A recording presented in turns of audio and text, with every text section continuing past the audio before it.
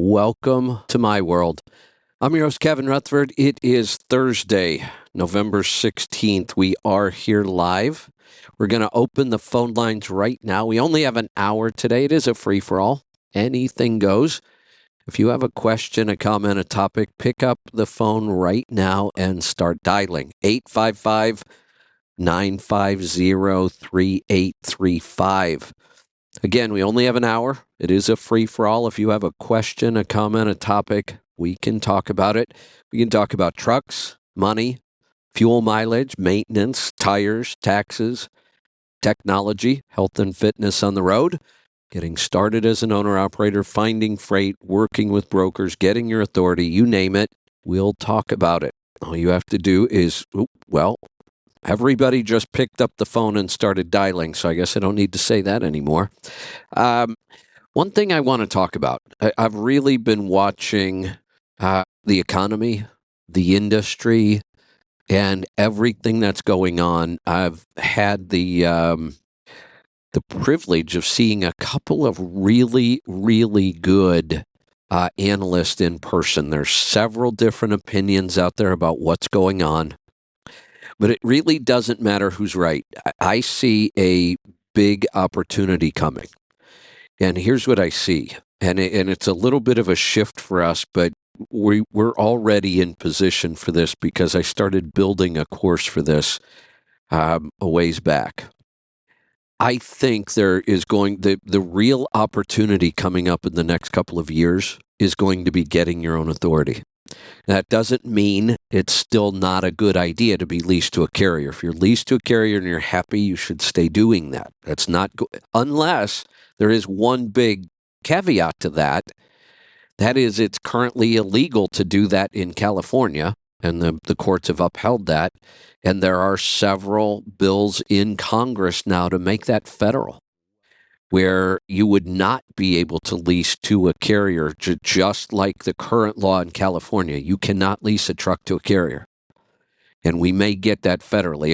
If that happens, then your only option if you want to own trucks, so there might be two of them, your carrier could create a two-check system. I'm not a big fan of that. I did not start a business and invest in equipment to be somebody's employee. The other way around it is you simply become a carrier, and then you can work with it. Let's say you currently work with Landstar and they passed a federal bill about this. Well, you just go get your authority and you work with Landstar's brokerage, and all of their assets will be moved over to the brokerage side. So we're really going to start focusing programs on helping people get their own authority. And I have a big program in mind. I'm not going to talk a lot about it right now, but it's all the pieces are there, most of them anyway, about 80%. It would not take us long to build this out. And I think that may be something big we're going to be working on soon. So if you have ever thought, now, in my mind, I have kind of a two-stage program for this. Even if you've never had a truck, but you've been waiting to get into the market, this would be the way to do it. We would take you from no truck to being a carrier all in one shot with all the support, the program to do it. Or if you already have a truck, but you want to move into your own authority, that's going to be a big part of what we do going forward. So just a little hint at what I'm going to be working on in the background for a while. I think that's where, I'm positive that's where the big opportunity coming at is. We are losing a lot of carriers and we're losing a lot of brokers. That's going to leave shippers, receivers, and some brokers looking for new carriers. And we want to kind of elevate that carrier too. Maybe even have some sort of a certification for that carrier. I've got a couple ideas in mind for that. All right. If you hear big silences from me during this first hour, it's me hitting my mute button and coughing. That still hasn't gone away. I do feel much, much better today. I'm definitely recovering from this. The worst of it was about 24 hours. But there's still some lingering issues. Hopefully today will be the last day for that. All right, we don't have a lot of time, so I am going to get to the calls. Pick up the phone and join us, 855-950-3835. We're going to get started in West Virginia today. Steve, welcome. Good morning, Kevin. Hope you're gonna feel better. I'll try to keep it where you don't have to talk too much here for a couple of minutes. Got a couple of items on numbers that are, well, first off, one number is unrealistic, and another number we got this. I'm looking at some systemic changes we have out here in freight. I want to go over with you, but first, our good friends at Yellow Freight are very proud of their equipment. Boy, you're not kidding. They're getting ready to have a big auction. They're having an auction. I've done the numbers on it, though. 12,000 tractors, 35,000 trailers, most of which are pups. The vast majority, I'm sure, probably 80, 90%. And they want to get $850 million out of them. They want to get an average of $180,000 per unit for them in an auction. Okay, they said their minimum that they'll take is $475 million. That's $100,000 per item. These are mostly day cabs. I'm sure they have a few sleeper cabs, but mostly day cabs, mostly pups. Now they did buy a lot of newer equipment with all that free money or that free loan that they haven't paid back to the government. So we know that, but that the equipment's not going to bring anything near that. I think if they average taking in 30 to 40,000 per unit on average, it's probably less because trailers aren't going to bring that much. Because most of their trailers riding down the road look like they were put together with duct tape.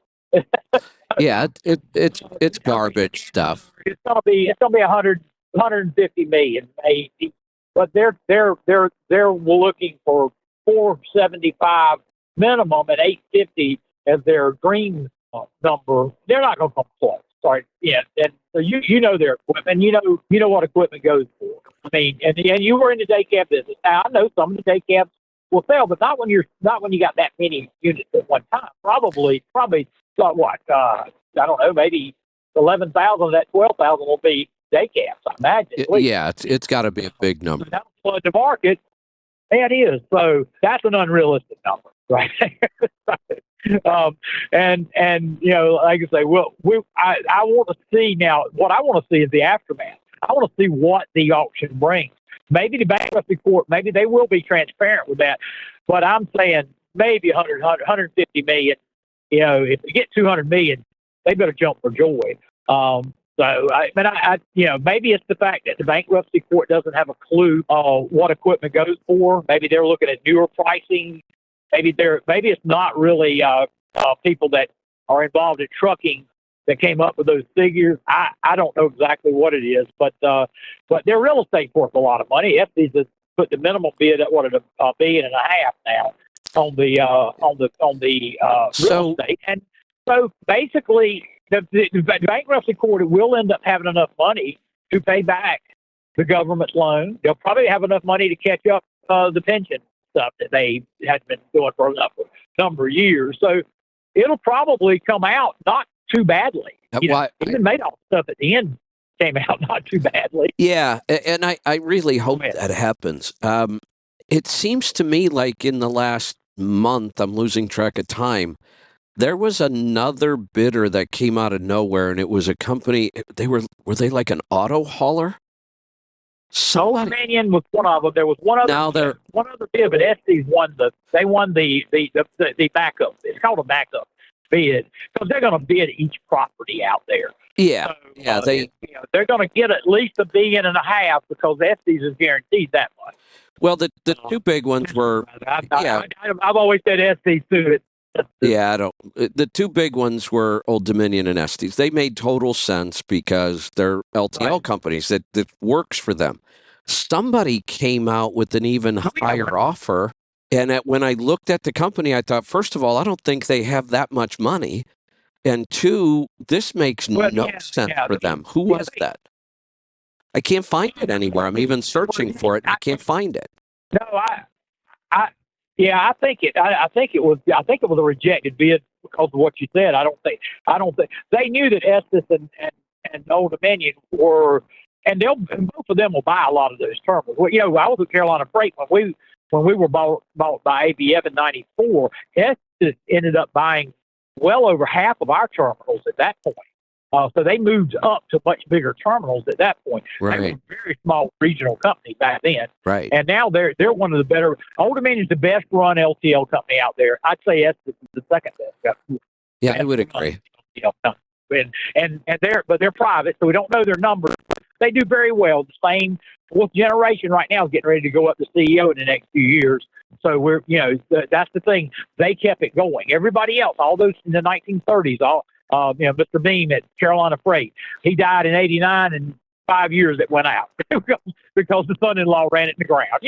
That happened with a lot of generations in trucking. So we saw that. But as far as the yellow thing goes, they're gonna get the money. They're gonna get it out of real estate. It's gonna be much more minimal out of that equipment sale. Right. The main thing I wanted to talk to about numbers though is a systemic change I'm seeing out here that not anybody is talking about much. But right now in most metro areas, there are anywhere from 30 to 60 Amazon facilities in every area now. It's same-day delivery in most areas now. And those blue trailers, they have quadrupled the number of trailers they have on the road in the last 4 years. That has taken a ton of capacity out of the common carrier freight market because they have their own logistics and they basically get, I hate to say it like this, but it's mostly bottom feeder, one truck owner operators that have equipment that looks like it needs to be put together with duct tape and zip ties that they utilize in their 40 of miles. Yeah, because you're power only, but at that rate, if they have a breakdown, they're out of business. They just next man up. That's what they're doing. I think that's keeping a downward pressure on everything. For one thing, it's taking capacity off the. You remember Brent used to say they have 1,000,002 loads on the right. 200,000 loads on the board a day. Now it's 200,000 or 300,000 a day, and that was a year and a half ago when for the XM thing. And so that's part of it, right? I think that's part of the systemic changes. It's not going to come back because somebody like Amazon knows how to take the cost out of things. And so they've done that. All right. Then the next biggest thing is, I don't know if you remember about 2 or 3 months ago, everybody was shocked that Biden signed an executive order banning all crude oil shipments from the rails. First day he stopped the Keystone Pipeline. All the crude went on the rails then, so it could get moved. And of course, when that happened, that hurt some of the intermodal at that point because the capacity on the rails. They were talking about wanting the government to put in a third rail across the country instead of just two at that time. Of course, my thinking on that was railroads make a lot of money. You put your own third rail in if you want it. You can put your own infrastructure in there. But right. A few months ago, he banned crude oil tankers from being on the rails. I know they had up in Canada, they had one that had a bad accident and did a lot of damage up in Ontario. But I don't know why he did it then, because everybody thought that one reason he did the Keystone Pipeline ban on the first day was a stop to Buffett. Buffett's a huge left wing donor, Right. and so they everybody thought that, but then when he did that, well, Buffett's not going to sit still. So Buffett and J.B. Hunt recently announced that they started a new partnership, not just going across the country with the intermodals back and forth across the country. They're going to start doing more regional, less than 1,000-mile moves with intermodal between BNSF and J.B. Hunt. So right now, if you want to go cross country, you better be a team that's going after hot freight, or you better be some kind of produce carrier or some kind of refrigerated carrier for that. I mean, nothing else is going across the country unless it's on those rails, and that's taking a lot of capacity out. And if they eat into the regional market, which is about what most of us out here have now, is regional stuff, it will. I think it's going to keep downward pressure for this systemic changes in the future. Now, two examples of how much more intermodal is getting away from the common carrier.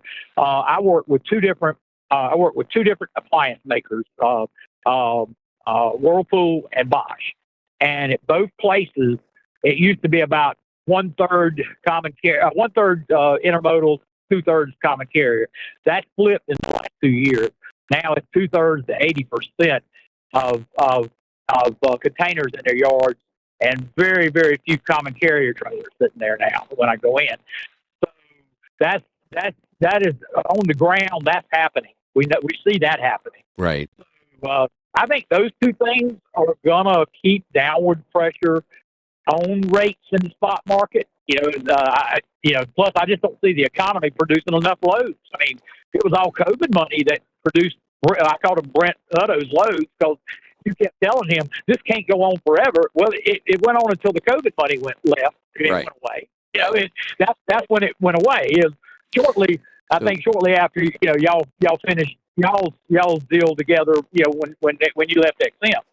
So that's just observations I've made. Macro.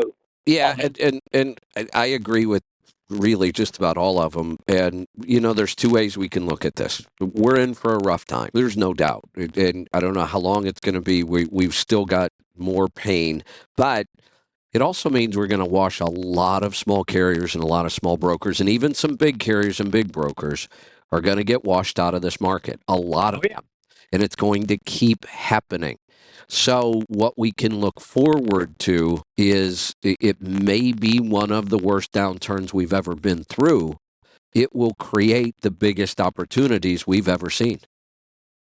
Correct. And especially if you keep your expenses extremely low. Yep. And most people that listen to your show, have had it beat into them. They're keeping their expenses low. Most of us are. I mean, I'm not having any issues, but right. I see folks every day that are having tons of issues out here because they haven't kept their expenses low. Like you said, buy the classic. Don't gripe about when rates are down and fuel is up, right? So here's what I've got in mind, because I've always said the best opportunities to create a business is at the bottom of a market, but you better damn well have a rock solid plan. When you start at the bottom, there's not a lot of room to make a bunch of mistakes. So there's two ways to approach this. You could start at the top, and if you're lucky, you could make a lot of mistakes and stay in business. Hopefully you learn from those mistakes, but I really don't see people learning from their mistakes. When they start at the top, it seems like, and one of the problems is you've already locked in your equipment, which could have been a huge mistake already. So I don't like that model of starting at the top, making a bunch of mistakes, and hoping I can figure it out before we reach a bottom, which is where we are now and why we're going to lose all those people that started at the top. So I'm going to put together the rock solid plan from step one through the end. I will eliminate every mistake you could possibly make, and we will maximize profit throughout the whole process, and I'm going to teach that process to people. I'm going to make that a program, and it will be from, okay, I'm a driver and I want to be a carrier. What do I do? Here's the program. You don't have to have anything. In fact, I will tell you that I have the most success with a program like this with people who have no experience owning trucks. Right. Yeah, that's true, because most people that have been in it, they like Mike says, they may have 30 years of experience. They got 1 year 30 times. Most times they don't. Who moved my cheese? You've been talking about it lately. Yeah. I used to listen to it once a year. Now I listen to it twice a year. Good idea. Yeah, good idea.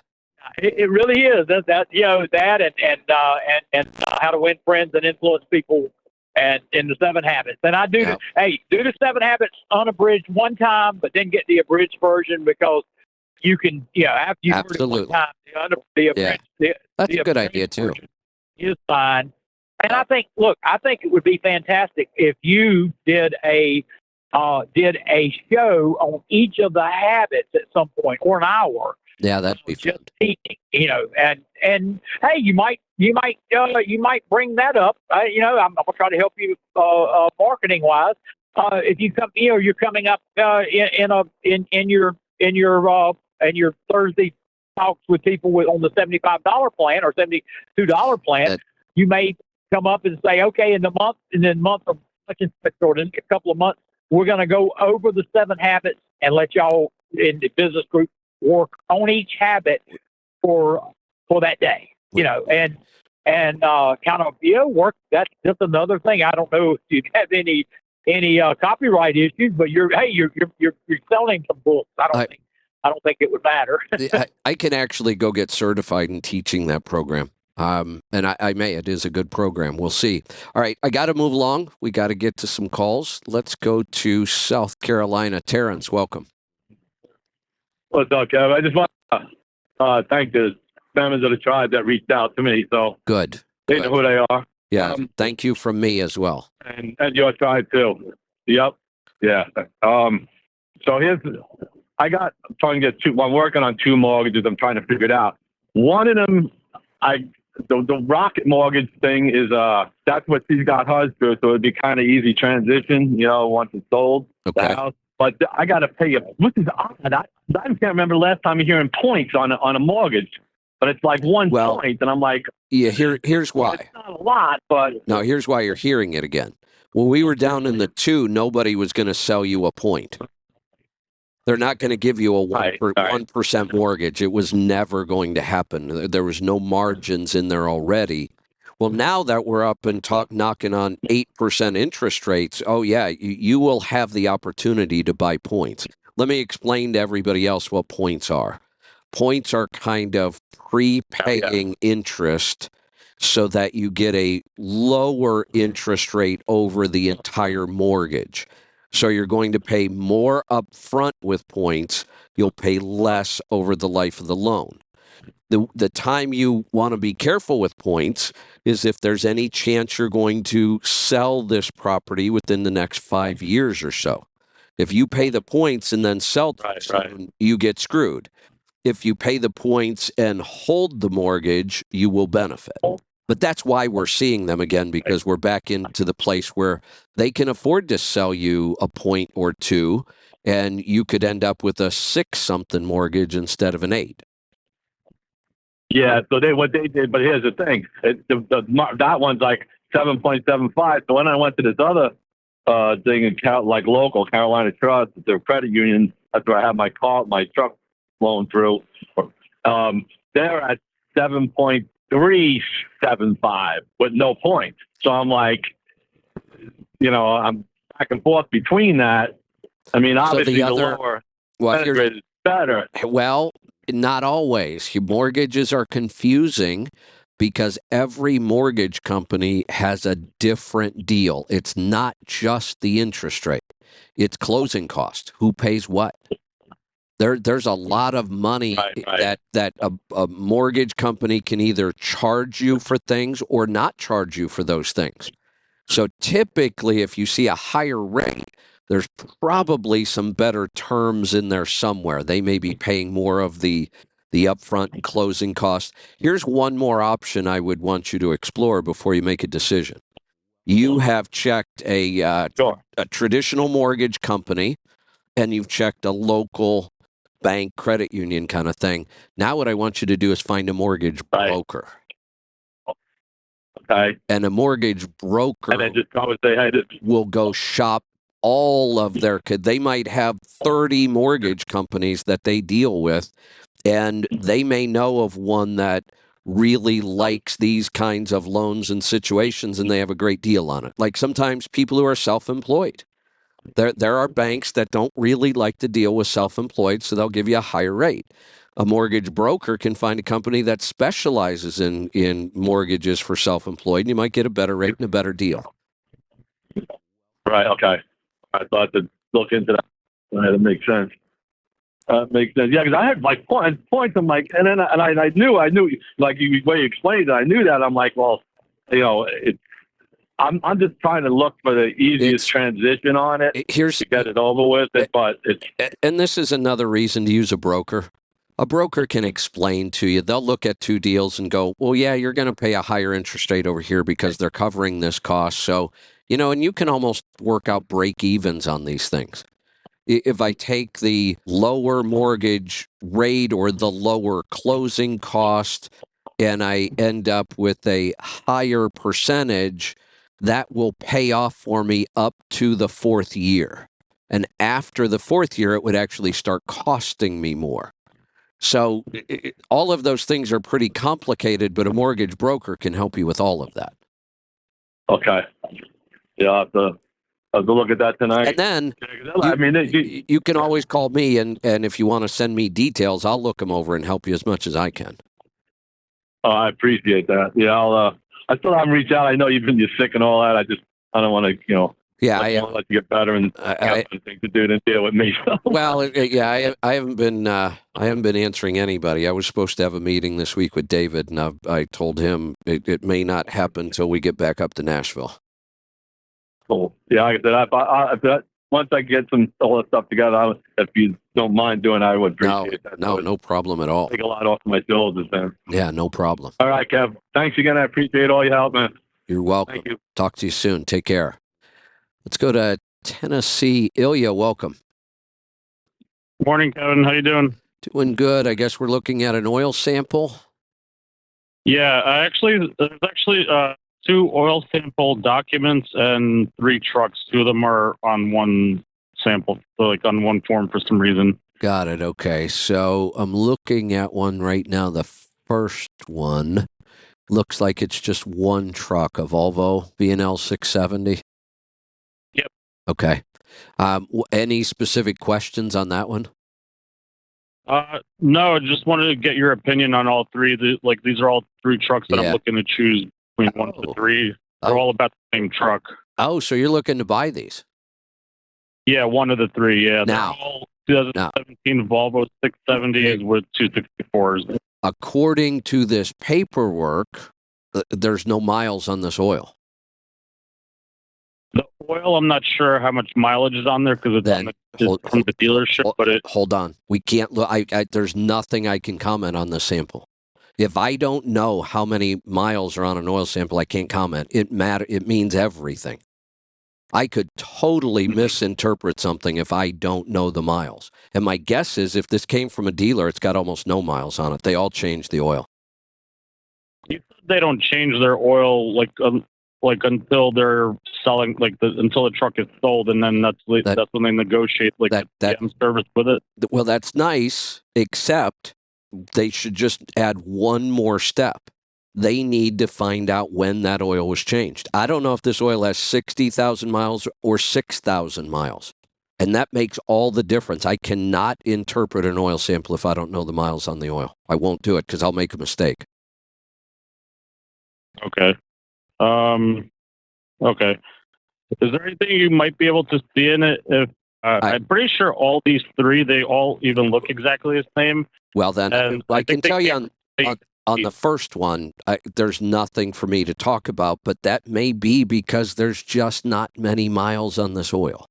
And the other 2 I'm looking at now are the same way. They're so clean. It could just be a really clean engine, or it could just be there's just no miles on this oil.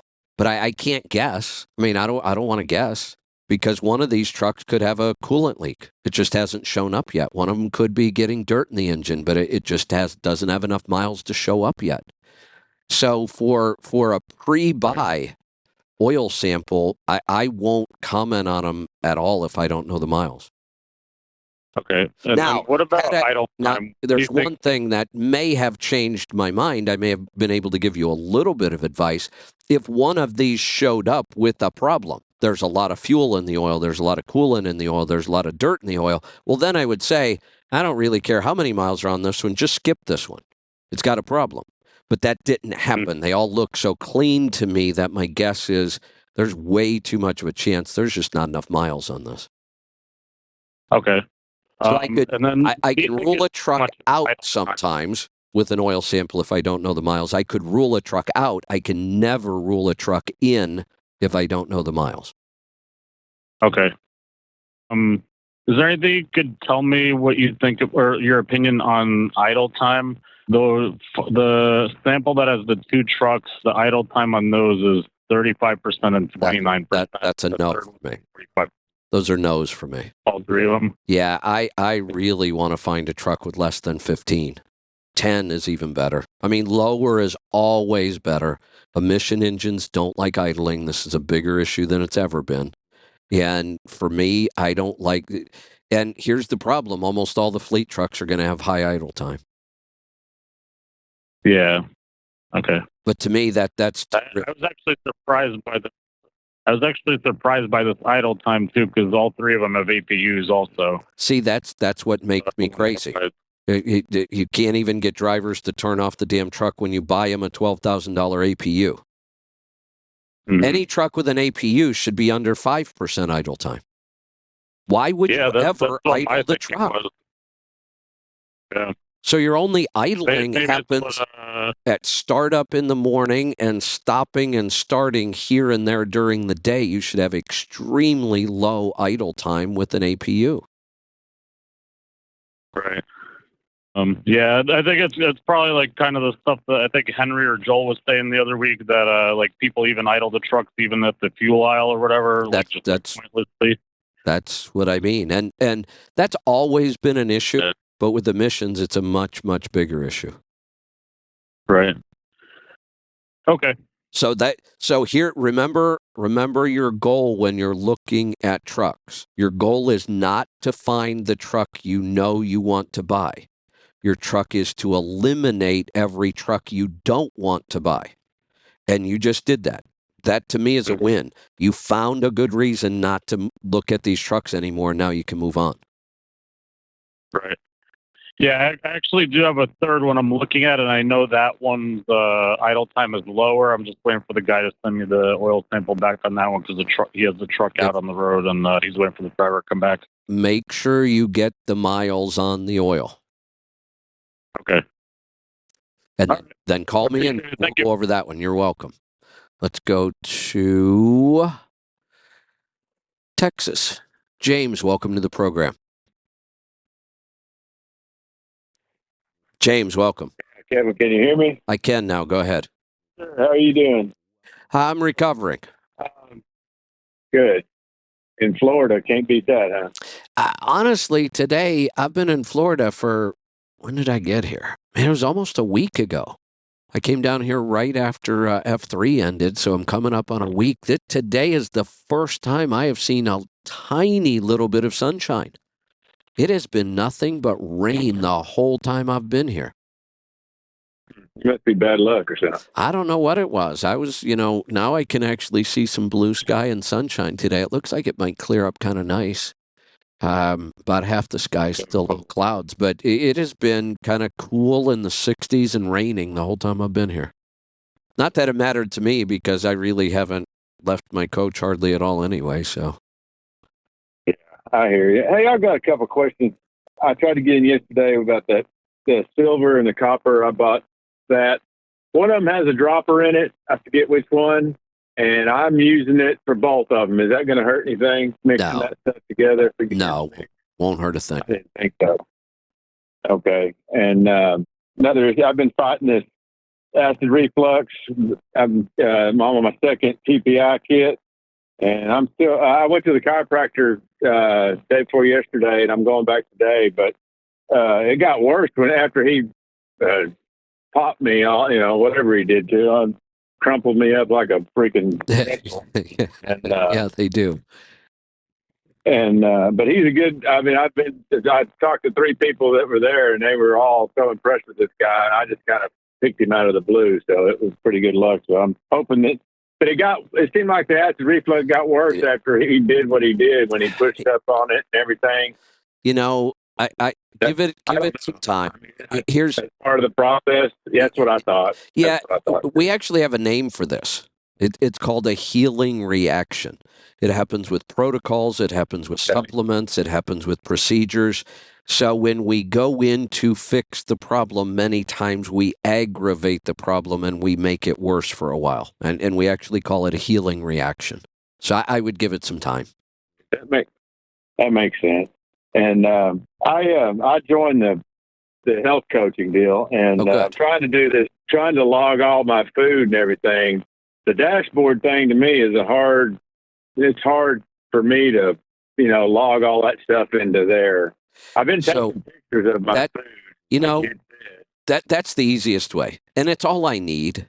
I don't need you to give me amounts and macros, and just take a picture of what you're eating. Yeah. And if all you gave me was pictures of everything you ate, it's all I need. You don't have to write a single word. I mean, I'm not real sharp on, downloading that stuff into that thing, because it doesn't seem like I could see what I downloaded in. It said I downloaded a picture in there, and then I couldn't. Now, I'm not real tech savvy. yeah, if you ever have a problem with that, call our Tribe Care team. I mean, that's part of the program. We don't want you to struggle with the technology. We'll help you with it.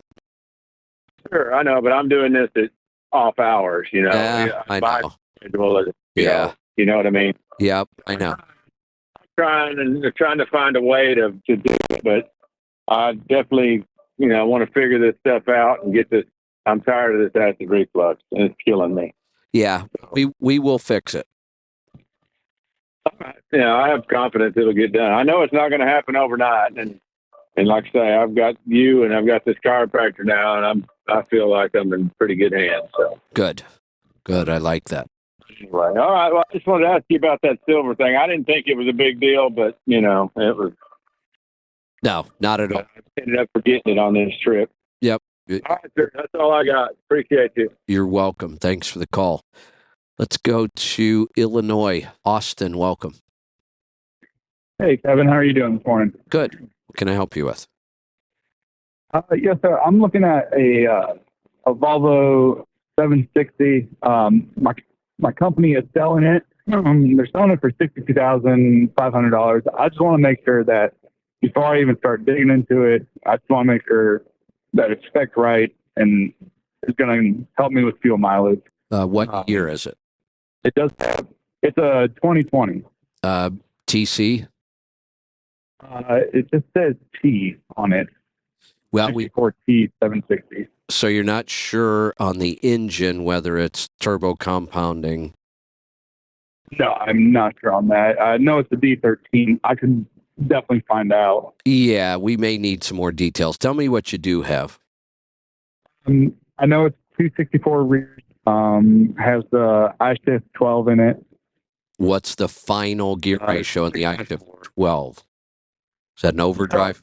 Or That's a direct? question on to how could I find that out? You got to get one of the ways, just take the VIN number and call a Volvo dealer. They'll run the VIN and they should be able to download a spec sheet. And if you get that spec sheet, then I can help. It sounds like we have too many missing pieces of information right now. Correct. Yes, sir. All right, I'll get that found out today, and then if you're on tomorrow and I can get in, I'll give you a call tomorrow. Perfect. And tomorrow's even better because you'll have Joel here. Perfect. All right. Yeah, I'll call in tomorrow. Thank you, Kevin. All right, you're welcome. Let's go to Georgia. Cameron, welcome. Hey Kevin, how you doing today? Can you put me back in the queue? I'm actually in a drive-through coffee shop right now. Yep, I will do that, and we'll bring you back in a minute. Let's go to California. Dave, welcome. Hello. Hey, Kevin, how you doing? Good. What's on your mind today? Hey, you remember like 5 weeks ago, a guy named Steve called you, and he took a lot of ibuprofen for his pain, and now he has low oxygen levels? Actually, I don't remember that call. Yeah. Well, he's 63. He's always been on diabetic pills for like half his life, and you told him to get on carnivore. So he's been doing that, and he called me like 2 days ago and told me my doctor took me off all those pills, all those diabetic pills. Wow. He must have really went carnivore. Yeah. He said, whatever you're taking is better than what I'm giving you. So they took him off. Wow, that's Yeah. incredible. I just wanted to I normally don't forget a call like that. The whole oxygen level thing, that should have triggered something. I'm just shocked. Yeah, remember you you were struggling with him because that's the one thing you couldn't figure out about him. Yeah. But he's going to call you. He's going to call you next week with results. Excellent. I You will got- look forward to that. And maybe when I hear him, it'll trigger something. The last month I've been a little busy, but normally I remember stuff I like that. understand. I understand. Huh. But that's awesome news. That's awesome, I though. love that. Yeah. Okay, Kevin. I just wanted to let you know he should be calling you next week, so I'll probably be with him when he calls. Okay, I'm going to look forward to that. Thank you for the heads up. All right. All right. I am. I'm going to wait for Cameron for a minute here. Give him time to get his coffee order in or whatever he's doing. I've got a couple things I need to announce. Some store stuff going on. Lona Life. I didn't get my Lona Life this morning. I was busy trying to fix our technical issue right up until the show started. It turns out that our technical issue is nothing I did. It's nothing about the setup. My laptop is failing somehow. So we've isolated it down to the laptop. I just got to figure out what my options are. I have to just suck it up and buy a new laptop. So I didn't have time to get my Lona Life, and I'm really missing it right now, but we're running a Lona Life sale till next Wednesday. So you've got a little bit of time. You will get a free 4-stick pack of the turkey bone broth, which if you haven't tried the turkey yet, you really need to. If you spend $75 on Lona Life product, collagen or bone broth, you'll get a 4-stick pack of the turkey to try. So that's 4 full servings. No code needed. You just add the turkey bone broth sticks to your cart, and it will be marked free. If you have any questions, you can always call, but that's pretty simple. And it looks like, I didn't even know about this. Looks like we have a new product in the store for the pups. It is new chews. We have holiday feast, salmon, recipe, chicken, beef. There are 4 packs of the chews. Diesel is addicted to the chews. He gets a chew every single night, and if he doesn't, there will be no peace in the house. Diesel loves those things. So head on over to the store. That's right. That's what I was supposed to do today. Head on over to the store. There's all kinds of great. Here's something else I will tell you about this trip. I am loaded up in the coach with food from the store, and the only time I eat out is because somebody invites me out. Other than that, I'm eating in the coach, and I am really, really happy. Shopping in our store is a great place to keep your truck stocked up. So look through all the products. You might be surprised there's stuff you may not even know is there. I think I'm going to go back to Cameron, see if he's ready. You know what? I'm also going to, I turned the phone lines off a little bit because I had so many callers. I'm going to turn them on just for a minute. I'll take another call or two to get us to the top of the hour. So if you want to jump in right now with a question, comment, a topic, go ahead and do that. Cameron, I'm just checking in to see if you're ready. Yep, all set. All right. I got my cold brew coffee, so we're good to go. Excellent. All right. So we're looking at an oil sample, a Cummins L9. Interesting. Looked at this oil sample before for me, and it was back in I think it was early March when I called about it. Okay. And it was, I had a slight water leak. Yeah, and cool. It was right. And so I took it to my mechanic shortly after I talked to you, and he said that it was I guess a tear in the engine liner. Ooh. And how did it? Wait. How did he verify that? I was kind of wondering that too. But I'll tell you a little bit more about it. So for the previous year, for a year, I think it was all of 2022, I had an oil leak. And I took it to Freightliner several times. Actually, it was probably about 6 or 7 times, 2 different Freightliner dealerships, and they did the same things. Basically, they replaced the seals, front cover, all that kind of stuff to try to fix the oil leak, and it wasn't fixing it. And they just kept doing the same stuff over and over again, and I got really mad with them about that. And so finally, I consulted another mechanic, and he said, "Well, have they checked the crankcase filter?" And so I told them to do that, and they did that, and boom, it fixed my oil leak. So hold on. Let's go back. Let's go back. I need to know why that fixed the oil leak. Was the breather so clogged it was building pressure and forcing oil out somewhere? Yeah. Okay. That crankcase filter was just so dirty and so backed up that it was. Okay. So that's a pretty simple fix and not that big of a deal. All right. Yeah, it was. But it was just the fact that, they didn't look at that. They just kept, doing the same things over and over again when I told them it wasn't fixing the problem. That kind of worries me about a shop. Is that the same shop now that is saying that they believe? No. Okay. No. Well, yeah, it was, because it was the only reason I wanted to carry it back to the same shop. Well, the first few times it was the same shop. And the only reason I wanted to carry it back is because I'd already paid them the money, and, it was going to be under warranty, parts warranty too. Okay. But finally, after the first few times, I took it to another Freightliner, and I told them exactly what the other Freightliner dealership did. And they said, "Well, we still have our process." And I said, "Well, it's not going to work because they've already done that." And sure enough, it didn't work. So, but finally they checked that crankcase filter, and that was the whole problem. Okay. And I'm thinking that must have caused the tear in the engine liner. No, I don't. First off, I have never heard of a tear in an engine liner. I don't even know what that means. That's an odd word to use.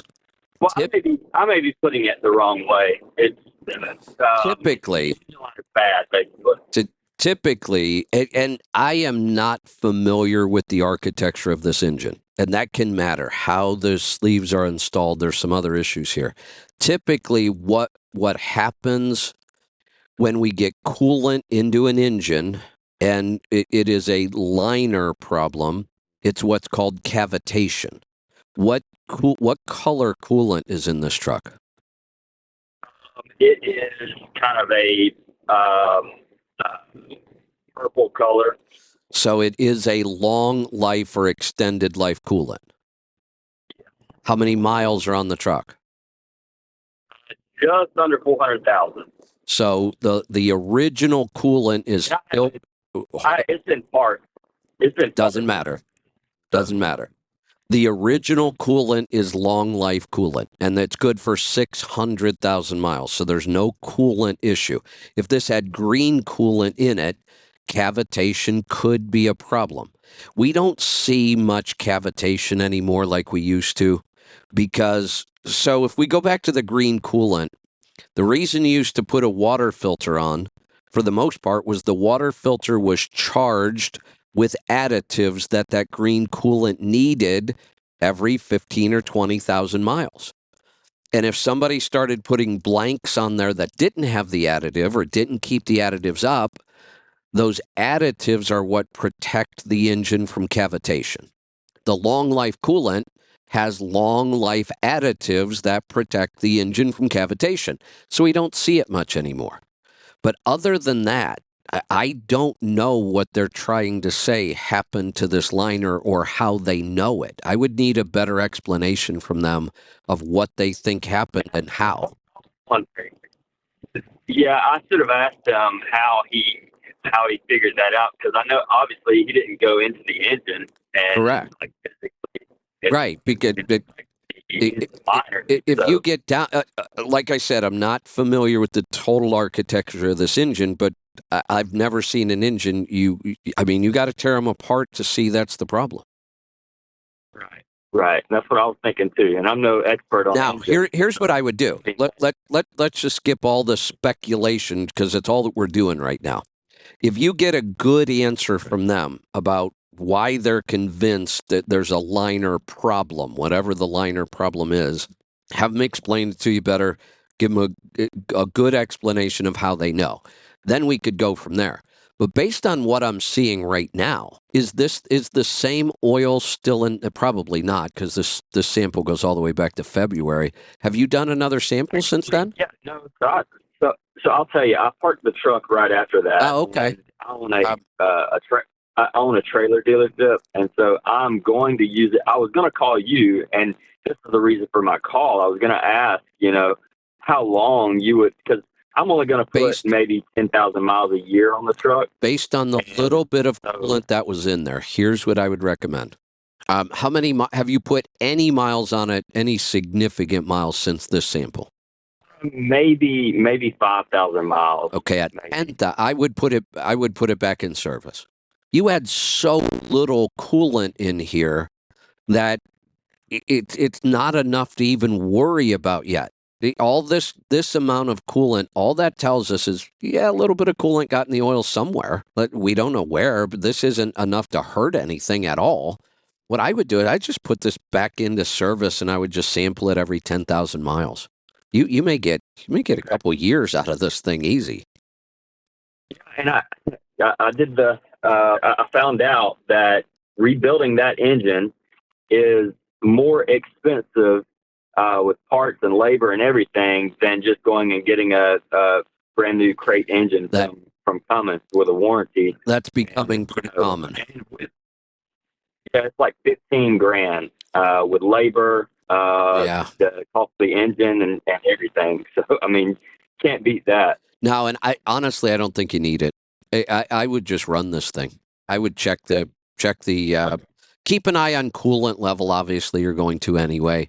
If you notice a big drop in coolant at any point, then I would absolutely do an immediate sample. If you notice, hey, this thing was fine, and all of a sudden I'm a gallon down, then I might pull a sample right then. Otherwise, I would just sample at 10,000 and keep running this thing. And the funny thing is, it would, it would lose. I mean, it wouldn't always lose coolant. It was kind of intermittent. Yeah, that's another reason to just run this thing and keep an eye on it. Okay, good to know, man. At 10,000 miles a year, 10,000 miles a year, you might be calling me back in 5 years, going, "When's this thing going to break?"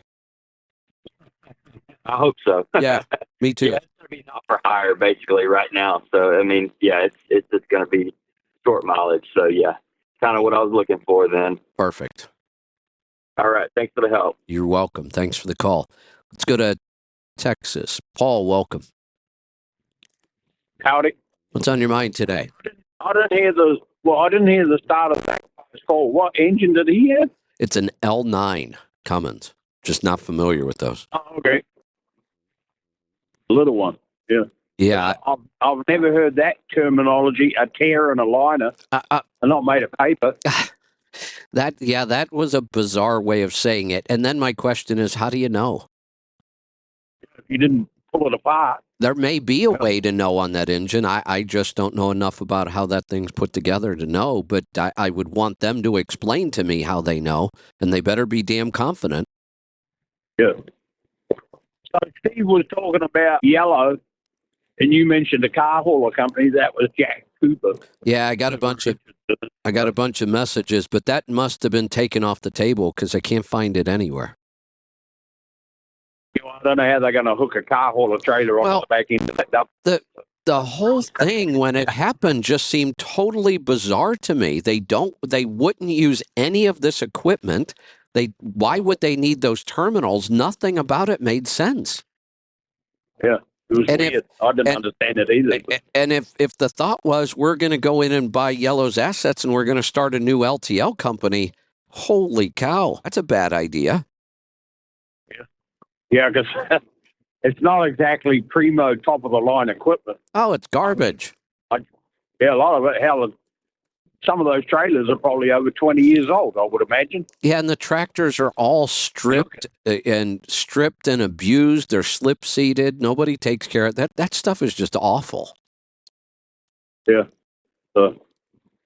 One man's junk could be someone else's treasure. Who knows? I guess, except I don't want to be paying numbers that start with a capital B. Right. Yeah. Yeah.